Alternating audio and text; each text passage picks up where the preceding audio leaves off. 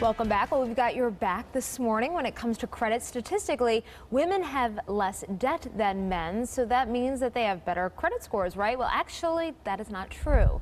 A new study shows the average credit score for a woman is 621, while a men's average score is 630. Certified financial planner Naim Daniels joins us now to talk more about this. It seems unfair, Mr. Daniels. What's going on here? Why are women, why do they have a worse credit score statistically than men? Right. Well, you know, Stephanie, life can be unfair, especially for women today in our society, because fundamentally, it all begins with the 22% wage gap.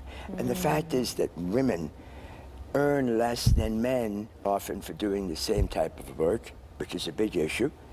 And at the same time, statistically, women borrow more from their credit lines than men. And that ratio of earning less but at the same time borrowing more reduces the credit score. And that becomes, that begins to hamstring women in many ways. Do you know why women typically borrow more than men?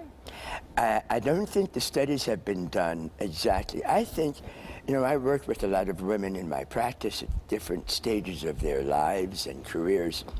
And it's important to understand how the game is played and to be aware of how much one should borrow from one's card, how to pay it down, etc., to optimize and maximize the credit score. And I don't think we're properly educated, both women and men. As a society, we're not properly. As a society, we're not properly taught the rules of the game. Now, 620, 630, what is a good credit score? Well, 680 out of 850. Anything above 680 is considered very good.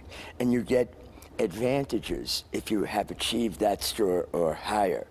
Anything under 500 could be a real problem in working with lenders. So what do you do to raise it? Well, it's interesting. Here are some of the basic ground rules. Number one, although most of us don't like to make a practice, we're not eager about making a practice of paying our bills early. It's very good to pay our credit cards on time.